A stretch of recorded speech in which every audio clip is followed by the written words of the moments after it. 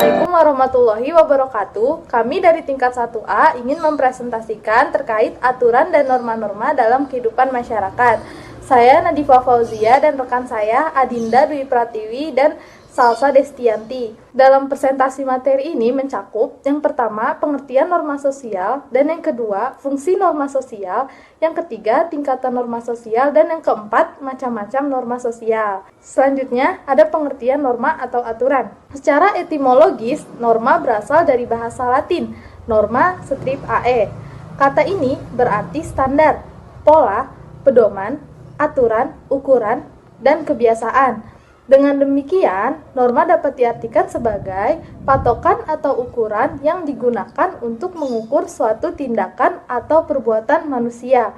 Berdekatan dengan definisi ini, dalam bahasa Yunani, kata nomoi atau nomos berarti hukum.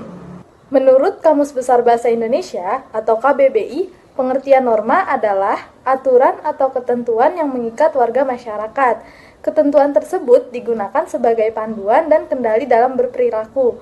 Selain itu, norma juga diartikan sebagai ukuran atau kaidah yang dipakai sebagai tolak ukur dalam menilai atau membandingkan sesuatu. Selanjutnya akan dilanjutkan oleh rekan saya. Baik, saya izin melanjutkan. Di sini ada fungsi norma sosial.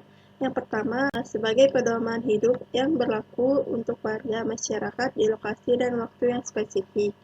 Contohnya itu seperti di kampung Ciraos, orang-orang yang mengucapkan salam sebelum pergi dan ketika bertemu. Perilaku tersebut tentu saja bisa tidak berlaku di kampung lain atau di Ciraos sebelum dikenal salam. Yang kedua, ada fungsinya itu mengikat setiap anggota masyarakat pada peraturan-peraturan sehingga siapa yang melanggar akan dikenakan sanksi.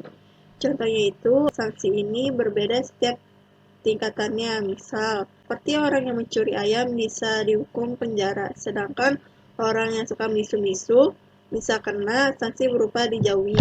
Selanjutnya itu ada tingkatan dalam norma sosial. Yang pertama ada cara atau usage, yaitu suatu bentuk perbuatan yang dilakukan secara pribadi atau perorangan, namun juga tidak dilakukan secara terus-menerus di lingkungan masyarakat. Pihak yang melanggar norma ini biasanya mendapatkan teguran dari orang lain. Contohnya itu tidak bersendawa di sembarang tempat. Terus yang kedua ada folkways atau kebiasaan, yaitu aturan mengenai perbuatan atau tindakan yang sama secara terus-menerus atau sesuatu kegiatan yang dianggap baik oleh masyarakat umum. Di sini ada contohnya, yaitu memberi salam kepada orang lain ketika berpapasan atau senyum kepada orang lain ketika berpapasan. Yang ketiga ada tata kelakuan atau mores, yaitu aturan perbuatan yang mencerminkan sifat-sifat hidup dalam suatu kelompok masyarakat. Biasanya norma ini dilakukan secara sadar dan terdapat sanksi tegas bagi para pelanggarnya.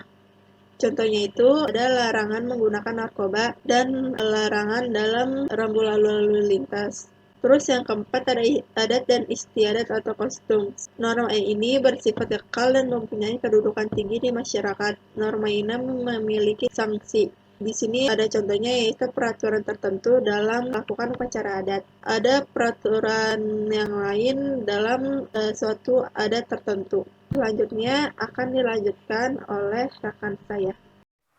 Baik, saya Salsa Destianti Komala izin melanjutkan presentasi. Selanjutnya ada macam-macam norma. Yang pertama ada norma tidak resmi atau non-formal, yaitu norma sosial yang dirancang tidak jelas atau masyarakat tidak diharuskan atau diwajibkan untuk melakukannya. Sebab norma ini tumbuh berkembang dengan kebiasaan hidup kelompok masyarakat itu sendiri. Yang kedua ada norma resmi atau formal, yaitu suatu norma yang dirancang dengan sadar dan terdapat kewajiban yang jelas dan tegas dalam pelaksanaannya. Norma resmi juga bagian dari suatu badan hukum dan dipunyai oleh masyarakat. Selanjutnya ada jenis norma berdasarkan aspek-aspek norma itu sendiri. Yang pertama ada norma agama, norma atau aturan sosial yang sifatnya mutlak dan bersumber langsung dari Tuhan atau Allah Subhanahu wa Ta'ala. Yang kedua ada norma kesusilaan, norma atau aturan yang berasal dari hati nurani yang dapat melahirkan suatu perbuatan. Yang ketiga ada norma kebiasaan, yaitu norma yang tercipta dengan sadar atau tidak sadar dan terus-menerus dilakukan. Yang keempat ada norma kesopanan, yaitu norma atau aturan yang bisa merujuk pada tingkah laku yang dapat dianggap baik atau wajar. Dan yang kelima ada norma hukum, yaitu norma sosial yang dirancang atau dibentuk oleh suatu lembaga tertentu. Selanjutnya kesimpulannya, norma adalah aturan atau ketentuan yang mengikat masyarakat sebagai panduan dan kendali dalam berperilaku. Norma juga berarti sebagai tolak ukur untuk menilai atau membandingkan sesuatu. Baik, sekian presentasi dari kelompok kami, kurang lebihnya mohon dimaafkan. Terima kasih. Wassalamualaikum warahmatullahi wabarakatuh.